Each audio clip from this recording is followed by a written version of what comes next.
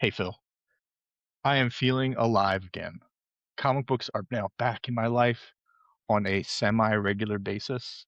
We collected as kids, and once I went off to college, I got broke as a joke and just was kind of like, comics were like the first thing to go because also comics were like also getting super expensive at the time, and they've just gone up. But recently, I've found a nice groove where like I've gotten into these YouTube channels that sort of tell me what's coming out, tell me what to get excited about. And I found myself getting pretty excited. And I found a comic book shop that's great, real close by, Main Street Comics in Milltown, New Jersey. And I now know how to get there without the GPS. So it's like a normal thing. And I have every week after work on Friday for the past 2 weeks, I've got in my car and I've driven out. Nice drive by myself, go to the store. I'm in there for 7 minutes. I pick up the books that sound good. They have the dollar bin too. I flip through that real quick, and then I head on home. And it feels like the good old days, just coming back with like a stack of little books and feeling good about it. Yeah. Um, it's a So great feeling.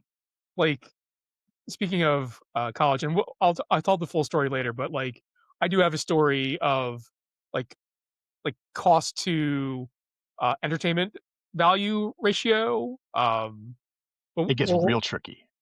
we'll talk a little bit more after you talk about the books you got picked up. So I'll just run through.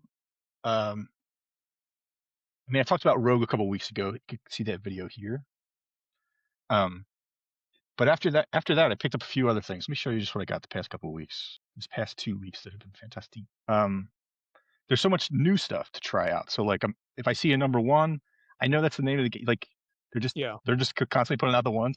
But if it's a good creative team, I will check it out. I decided to go back. This is a few months old, but I got Infernal Hulk number one, written by Johnson, who's fantastic. So I wanted to see that. This past week, it was something about how we were talking about the X-Men. We did that whole Claremont video, which you can see here. Uh, but I saw these books and I was like, I want to see what's going on with the X-Men. And this is the Uncanny X-Men here book here. I recognized all those silhouettes. So I was like, oh, this has got to be good. Um, Storm number one and Magic and Colossus number one. This cover artist, DNA are his initials. He did the cover for Rogue too.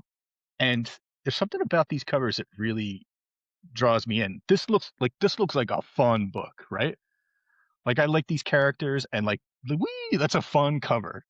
It's a little bleak inside. I only read about half of it so far, but I'm anxious to dig in more. But um, as I'm reading it, I'm like, this could be fun if it was fun.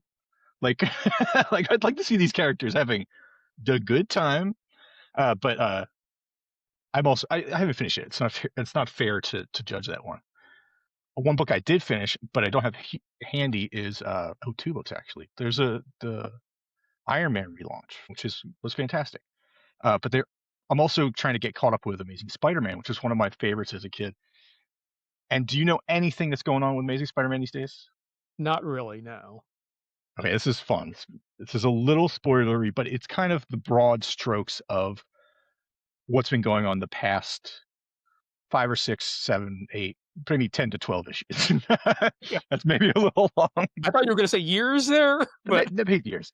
Well, they're only on like issue 24 of the new line or something. So they're not even that deep, but it's a lot of goblin stuff, hobgoblin stuff. It's fun.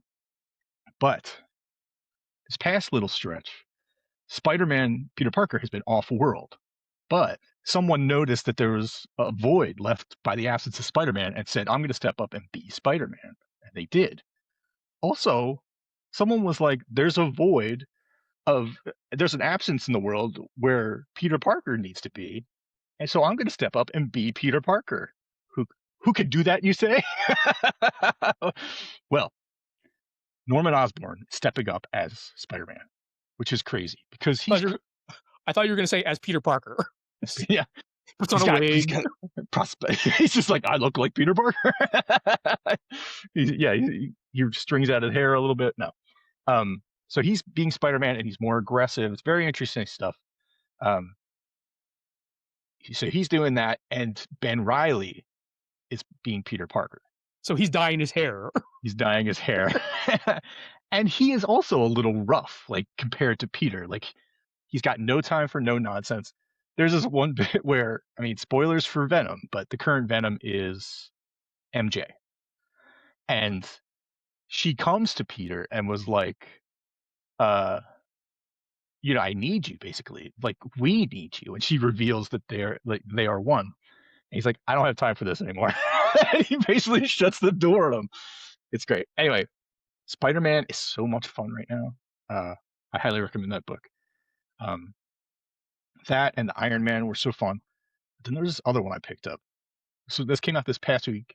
It's by Brett Bean, uh, Jean-Francois Beaulieu, and Nate Picos, and it's called Dork. Now, this is a character that is half dwarf and half orc, all dork. Oh yeah, that's right. That's right there. Um, and I was really charmed by this. There was a lot of good buzz. Like I said, I've been watching these YouTube videos, and everyone's been being like, "Hey, this comes out, and this out," but also this comes out, and they give so much love to this book, and it's rightfully earned. Uh, there's a split in the world that this book takes place in, and there's good people and bad people fighting, but no one's right, no one's wrong. It's just all this fighting, and Dork appears to be this sort of like uh, mysterious figure that's going to solve the world's problems, but even he doesn't know it. And there's enough little like fantasy twists that are so fun that it's kind of sucking me into this book. Things like his shield. He's got this shield that is cursed or enchanted with. Here, get a good look at it there. Is that an eyeball? There's an eyeball, and there's like a spirit in the shield, and it talks to him, and it's aggressive. It's like, hey, we gotta get in on this fight. And Dork's like, no, I don't want to fight these guys. He's like, we got to do it. There's a great line in here. He says, I don't want to do this. Stop telling me what to do. You're just a shield. And the shield goes, just a shield. And Dork says, don't get defensive. And he's like, why not? I'm just a shield. I'm all about being defensive. And that's so sharp, so cool. But then the shield ends up being the aggressor, and like, without Dork really knowing it, leads him into battle. And it's a little bit, it's rated T, I think, for teen. So it's a little violent, a little bloody. Ends up being some cursing later on, which I think it feels right. It feels like this is a fun fantasy book with unique ideas. Really cool. I hate to spoil this, but the setup of the next character is fantastic. There is this chicken who works in the bar. He's great. The shield cuts this chicken's head off, and he's a chicken with his head cut off. But he joins them because he's like this floating ghost head of a chicken, but the body's on board too. So there's a live chicken body running around. But presumably it won't die because the shield is magic and the curse or whatever. If it kills people, it keeps them alive. I don't know. We'll find out. But it looks like there will be times where the chicken's body and the ghost head will connect and like be one, but other times they're just walking around independently. And I think that's so clever, so creative. And I'm looking forward to more of this. Like, I do Dino Thor, which is a book about a dinosaur that has powers with Thor, basically. And I try to do it the same way as this, where it's like goofy and silly, but also like fantasy and Mhm. even the jungle setting. It's kind of it feels so much about what I've been drawing in that book. So I'm excited to see something like that. That's so good, so quality come out. So Dork, go get. Nice. So is it just the one issue that's out now? Yep, brand new this week. Just came out. There's, of course, we live in the variant cover age, but there's some really good ones. There's a Ryan Otley one that is bonkers. Jason Howard one's great too. But yes, first issue's out now. Go get it. Love it. Nice. Um, so, like, when you were saying he's half dwarf, half orc, like, I was like, "Is he the Daywalker?" Daywalker. No. I mean, it's unclear, but maybe. There's like he tells people who he is, kind of. and they treat him like a Harry Potter like figure at first. So there's something going on there that's not completely revealed, but definitely some interesting stuff. My son and I were talking about it though, and I was like, he must be more orc than dwarf because all dwarfs, even the ladies, have full beards, just like, and Dork is clean shaven. He's, uh, but maybe he's just an orc that's short. Do orcs have Anyway, beards? Can I orcs don't have know if they beards? did traditionally. I don't know. It may be like humans, where some do and some don't. Yeah. But all dwarfs have beards. I Yeah. think even babies are like, great big bushy beard, One beard. full on beards. But those are the comics this week that were so interesting. And if I keep up going to the comic book store every week, I will let you know. Hopefully, Nice. it'll be good stuff. So back in college, this is the story that I alluded to earlier. So I kept a pull list um, back in South Jersey, and I was in North Jersey, which is like a good 2-hour drive away. So I didn't pick up my books for months. Yeah, And then one time you came up to visit me, and you picked up the books for me. boy. And this was around Heroes Reborn, so like when the Image, so I guess when Jim Lee and Rob Liefeld took over like some of the Marvel comics, and like these books were like, I think they were like, were they like $2 or $3 somewhere around there? We were certainly, if we weren't at that yet, we were very close. It might have been the $1.99 era. Yeah, something like that. Maybe we'll pick up a dollar book and find out for sure. Yeah. Um, but like I remember like picking up the Iron Man. This is a Wolf Portatio issue. I think it was Iron Man issue number 2 that had come out, and it was like later at night. And I was like, I might have been like lying in bed reading the comic, and I finished that comic, and you were like, you finished that so fast because it might have been like 10 minutes. My Yeah. bad. So $2, $2 to $3 for 10 minutes of entertainment value. Entertainment. Yeah. That you'll never think about again. Here's the thing, saying 10 minutes. If you said that to Will Pistachio, what does that feel like to him? Because he spent, Hours, days. hours, days. Yeah, he spent hours and days just like slaving over that. And I'm sure it looked great. I'm sure there was hyper detailed and really cool because that's how his art is. It's great. But it if if you're flying through in 10 minutes, like, I don't know, do you feel like you read all your books that fast and still appreciated everything that was going on in them? I mean, I don't know that I read all the books that fast. Yeah, it might Um, be a quality of the writing. yeah. Maybe the writing wasn't so great on that book. I don't know. I've never actually timed myself like reading a comic.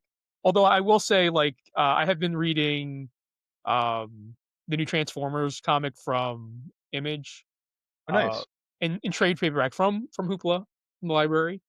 A Um, blessing. there are no like they don't break down those trade paperbacks by issue, so it just kind of flows all together. Okay. And I've read a trade paperback in like an hour, The whole trade paperback. which is like 4 or 5 issues maybe. Okay, it doesn't sound so bad that way because that's one of the smaller ones. But oh my god, I mean, that's a lot of Transformers. It Yeah, must be good. it's good. Yeah, I Yeah, enjoyed it. well, that's But I good. was like, oh, it's done. I was like, gotta wait now. Are you reading digital downloads or are you doing hard copies? Digital downloads. So Hoopla, like, That's almost yeah, worse because you're just like you don't yeah, feel the end of the book coming, and then just swiping suddenly, away. yeah, that's the Something way to at the get back cover. you. I would love to hear more about Transformers. How deep, or maybe we talk about it some other time. But how deep into it are you? How many issues are you in? I mean, I've read the first. I think it's 4 trade paperbacks that are out now. Wow, and still Yeah, rolling. I think so. Yeah, That means they're on like issue 25 or something like that. ish. Yeah, Yeah, interesting. yeah. All right. So what'd you all think of Joe's pickups? Are you a fan of Dork? Let us know in the comments below. Dork as in the comic, not Dorks as in us. Are you a fan of Dork? So I met my wife. Hello. Do you like Dork? I mean, I guess if you do like us, drop us a comment Drop for us a these dwarfs. comment, please. It supports the channel.